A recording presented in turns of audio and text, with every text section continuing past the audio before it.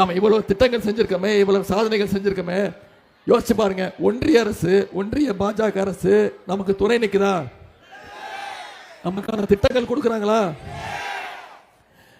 நமக்கு ஒன்றிய அரசு பட்ஜெட்ல தமிழ்நாட்டுக்குன்னு எந்த திட்டமும் கிடையாது. தமிழ்நாடுங்கிற பேரே பட்ஜெட்ல இல்ல. இப்படி தமிழ்நாடு தொடர்ந்து ஒன்றிய பாஜக அரசு புறக்கணிச்சிட்டு இருக்கு.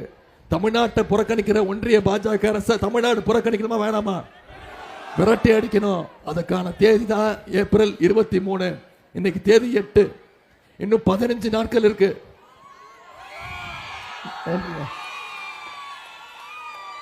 இன்னும் 15 நாட்கள் இருக்கு. நான் அவங்க கிட்ட கேட்டுக்கொள்ளலாம், நீங்க அத்தனை பேரும் முடிவு பண்ணிட்டீங்க உதயசூரியன் சின்னத்துல வாக்களிக்கணும்னு. நீங்க முடிவு பண்ணிட்டீங்களா?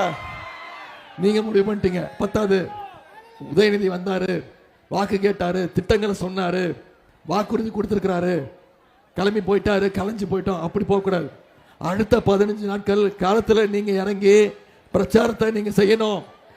ஒவ்வொரு தெருவா, ஒவ்வொரு பகுதியா, ஒவ்வொரு வீடா, ஒவ்வொரு வாக்காளரா சந்திச்சு திமுகவோட திட்டம், நம்ம முதலமைச்சர் என்னென்ன திட்டங்கள் கொண்டு வந்திருக்கிறாரு, ஆட்சி அமைஞ்சா என்னென்ன திட்டங்கள் கொண்டு வருவோம், மீண்டும் அதிமுக பாஜக அடிமை கூட்டணி தமிழ்நாட்டுக்குள்ள நுழைஞ்சிருச்சுன்னா தமிழ்நாட்டை எவ்வளவு பின்னோக்கி இழுத்துப்படுவாங்கன்னு சொல்லி நீங்க பிரச்சாரம் பண்ணுவீங்களா?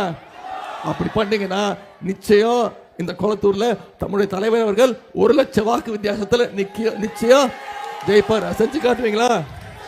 உங்களை எல்லாம் அன்போடு கேட்கிறேன், பண்போடு கேட்கிறேன், பாசத்தோடு கேட்கிறேன், உரிமையோடு கேட்கிறேன், உங்க வீட்டு பிள்ளையாக இருந்து கேட்கிறேன். இன்னும் பெருமையா சொல்லணும்னா தலைவருடைய மகனாக இருந்து கேட்கிறேன். இன்னும் பெருமையா புகழ் குறிப்போடு சொல்லணும்னா டாக்டர் கலைஞருடைய பேரனாக இருந்து கேட்கிறேன். உதயசூரியன் சின்னத்தில் நம்முடைய தலைவருக்கு வாக்களிச்சு மிகப்பெரிய வாக்கு வித்தியாசத்தில் ஜெயிக்க வச்சு அனுப்புங்க. தமிழ்நாடுடைய முதலமைச்சரை தேர்ந்தெடுக்க போற தொகுதி நம்ம கொளத்தூர். அந்த தேர்ந்தெடுக்க போறது நீங்க என்பதை மனசுல வச்சுக்கிட்டு இந்த பிரச்சாரத்தை அடுத்த 15 நாள் மக்கள்கிட்ட கொண்டு போய் சேருங்க. உங்களுடைய அன்புக்கும் வரவேற்புக்கும் நன்றி, நன்றி, நன்றி.